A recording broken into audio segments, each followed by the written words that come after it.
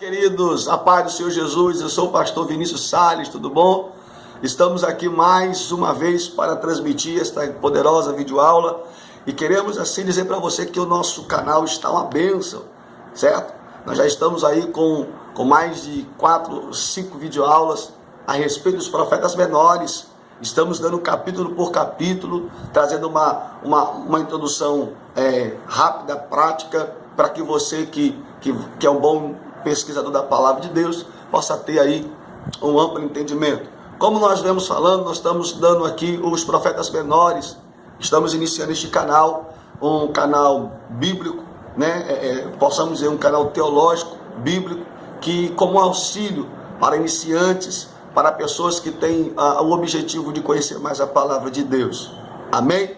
E eu quero compartilhar com vocês, no dia de hoje, mais uma aula. Nós já estamos aí já no capítulo 5, né, do livro de Oséias. E não se esqueça, entre lá no canal do pastor Vinícius Salles e você vai descobrir outras aulas que nós já havíamos dado e você vai ver como que Deus tem abençoado muitas vidas.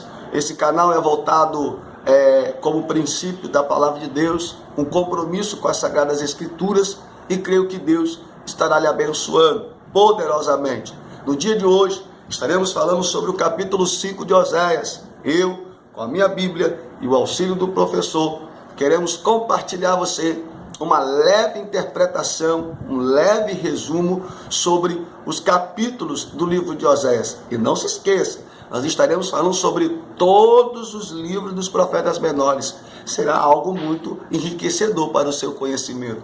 Se inscreve, salva, guarde para você ler e também ouvir, né, e assistir programadamente. Você pode programar para assistir essas videoaulas.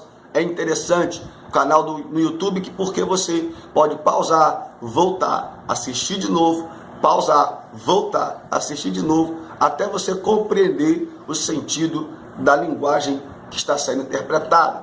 Amém, queridos? Capítulo 5 de Oséias, nós vamos ver Deus falando através do profeta Oséias, agora é uma reportação de Deus para com os líderes e sacerdotes. Vamos descobrir o que Deus vai falar com os líderes e com os sacerdotes. Na aula anterior, Deus já havia iniciado um processo de falar com o povo e falar com os sacerdotes. Só que agora é com os líderes. Agora o texto, né, e o contexto é abordado para com os líderes. Então vamos aqui no capítulo 5, versículo 1. Vamos descobrir aqui alguns versículos que nos auxiliará como apoio, como alicerce, como introdução para a aula de hoje. Versículo 1 diz assim: ouve isto, ó sacerdote, e escutai, ó casa de Israel. Escutai, ó casa do rei, porque a vós pertence este juízo, visto que foste um laço para Mispa e rede estendida sobre Tabor. Os transviados têm descido até o profundo na matança, mas eu serei a correção de todos eles. Eu conheço Efraim, e Israel não se esconde de mim, porque agora te tens prostituído, ó Efraim, e se contaminou Israel. Então nós estamos percebendo aqui já, nesses 3 versículos, Deus trazendo uma sentença para os sacerdotes e para os reis, né? Dali para o rei de Israel, os reis de Israel. Não se esqueça que Oséias profetiza para 4 reis de Judá e para o único rei de Israel, que era Jeroboão II. Os reis de Judá era Acais, era Jotão, era Ezequias, né? E também ele vai profetizar ali para Acais, Jotão, Ezequias e, se não me falha a memória, Uzias, né? E também Jeroboão, segundo rei de Israel. Então não se esqueça que esse texto, quando ele se refere para os reis, né? Para a casa do rei, aqui ele está se referindo literal, não aos reis de Judá, mas ele está se referindo especificamente a Jeroboão, Por quê? Porque Jeroboão estava permitindo o povo viver uma vida regalada. Junto em concordância com os sacerdotes, ele estava permitindo o povo viver uma vida desprovida de comunhão com Deus, desprovida de santidade, de integridade. E com tudo isso, o que Deus vai permitir? Deus vai permitir um juízo. E o que é juízo na Bíblia, professor Vinícius, pastor Vinícius? É nada mais, nada menos de que uma sentença de Deus imposta pelo próprio Deus para trazer o que? Não castigo, mas para trazer uma lição para o povo. Quando Deus trazia um juízo, Deus estava querendo dar uma lição para o povo. Quando Israel vai para o deserto, passar 40 anos como forma de juízo pela desobediência, essa forma de juízo é para dar uma lição ao povo. Amém? Então não se esqueça, juízo é uma forma de Deus trazer uma lição para a nação. Então nós vimos aí, até o versículo 3, Deus dizendo que vai trazer um juízo contra os líderes, porque Deus conhece Efraim, né? Efraim é uma das capitais, é uma das cidades, foi uma das tribos que enriqueceu muito, né? Na tribo do norte, viveu uma fase de grande ostentabilidade, e por isso que você vai ver citando muito o nome de Efraim, por causa da fortuna, por causa dos bens, por causa do crescimento político, econômico e social. E vamos prosseguir aqui, pois nós temos algumas coisas interessantes. Amém? Olha o que diz o texto: a soberba de Israel testificará, pois no seu rosto e Israel e Efraim cairão pela sua injustiça, e Judá cairá juntamente com eles. Aqui, Deus está se reportando aos sacerdotes e também aos líderes daquela época. Percebe que agora Deus está falando com a nata, Deus está falando com aqueles que estão no topo, dizendo que Deus vai trazer um juízo para eles. Por quê? Porque Israel ficou soberbo. Soberbo por quê? Por causa do líder. E o líder, nós sabemos, nós somos bem conhecido por nós, que como o líder é dentro da igreja, a igreja é igual ao líder. O líder é o espelho, né? E se hoje isso é notório, imagina naquela época. Pois o rei dava um decreto, o povo tinha que acatar. O rei mandava, o povo tinha que obedecer. Então Deus está cobrando os sacerdotes, que era uma classe de líderes abaixo do rei, que tinha uma grande influência em quê? Em guiar o povo, em conduzir o povo. Mas o que aconteceu? Eles esqueceram o povo, deixaram uma classe esmorecida, uma classe esquecida, e a outra classe foi sobressaindo na história de Judá e de Israel. Então a história, o contexto do livro de Oséias é profetizar para uma nação que os que estavam enriquecendo e ficavam mais ricos, e os que estavam empobrecendo, mais pobres ainda. Amém?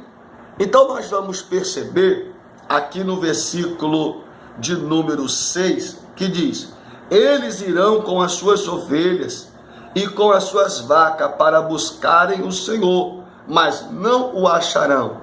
Ele se retirou deles. Se havia algo, era, como que eu posso dizer, algo angustiante, se houvesse uma perca amarga para a nação, era saber que o Deus que havia os livrado e guardado até o presente momento, estava se ausentando e se retirando deles. E de fato aconteceu quando os assírios vêm tomar a nação de Israel. Olha o que diz aqui o nosso auxílio do professor: os israelitas compareceriam com os seus rebanhos e gados a fim de oferecer sacrifício e buscar ao Senhor, mas não haveriam de achar, ele se retirara deles por serem iníquas e as suas ações. Então percebe que Deus já está dizendo: eu vou me retirar de vocês, porque vocês estão com atitudes igual ao dos líderes, igual ao dos sacerdotes. Agora, olha que diz o versículo 12: como a traça, como a podridão. O que é isso? Como a traça, como a podridão. Versículo 12, olha que interessante, ele diz, vamos compreender melhor. Portanto, para Efraim serei como a traça, e para a casa de Judá como a podridão. Aqui ele já está falando para as duas nações, se reportando às duas nações, dizendo que para Efraim, Israel, ele seria como a traça. Traça, nós sabemos o que é nada mais uma espécie de parasita que não se alimenta da carne humana, mas que se alimenta de tecidos, de resíduos, a qual é escondido, né? E como a podridão, ou seja, podridão, nós sabemos que aquilo que está no esquecimento acaba se apodrecendo. Então percebe que Deus vai ser um devorador para Israel, vai deteriorar aquilo dali, mas para Judá vai cair no esquecimento. E de fato, 70 anos no esquecimento. Lógico que dentro dos 70 anos houve alguns profetas, mas esse colapso de profecia, essa revelação vai se cumprir aonde, pastor? Nos 400 anos do período interbíblico. Ali Deus coloca a nação em total esquecimento e a nação sente na pele o motivo de tudo isso daqui. E ele sente na pele a falta que Deus fazia na vida deles.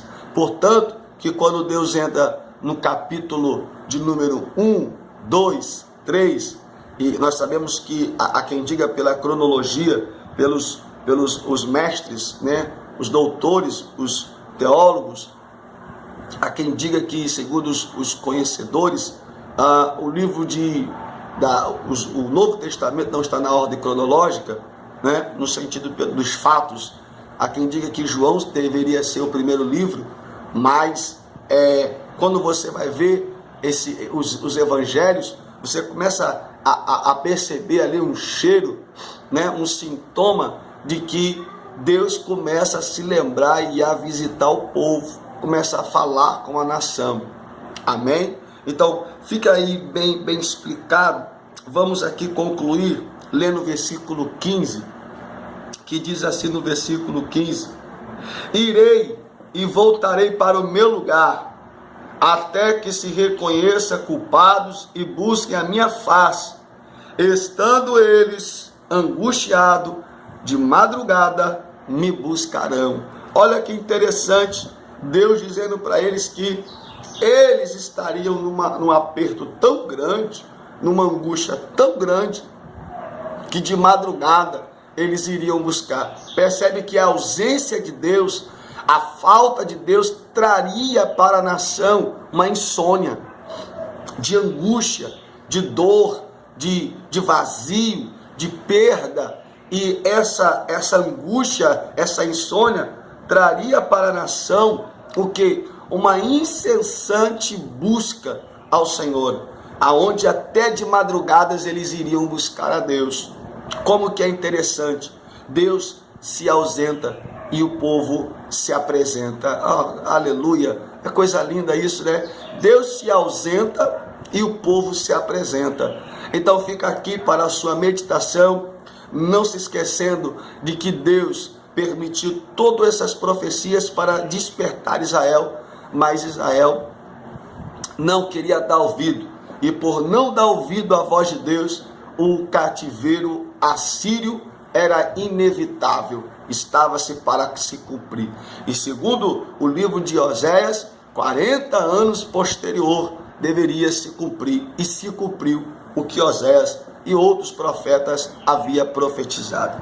Queridos, eu quero dizer para você que nós concluímos o capítulo 5 e a suma do capítulo 5, o espremido, né? o ápice, a conclusão do capítulo 5 de Oséias se resume em que Deus traz sentença para os líderes, Deus visita o seu povo. Ou melhor dizendo, Deus traz sentença para os líderes, Deus se ausenta do povo. Então, quando Deus visitar os líderes, o povo vai voltar a viver as práticas corretas, porque o líder é a referência, é o espelho, é o manequim que Deus colocou no meio da igreja, para que a igreja venha a ser assim, tirado dele como exemplo. E é interessante que a ausência de Deus traz a presença do povo. Amém? Eu quero desejar a você, né, um dia, ou uma tarde, ou uma noite, ou uma manhã abençoada. Não sei qual vai ser o horário que você vai me assistir. E dizer para você que nós já estamos partindo para o capítulo 6 e estamos indo para a nossa próxima aula. Que Deus em Cristo te abençoe. Não se esqueça, para tudo, entra no canal, se inscreve, aciona o sininho, dá o joinha. Eu peço muito a você que vai nos assistir, dê o seu comentário, não pense, eu sou né, bem maduro com as críticas construtivas, não tenho nenhum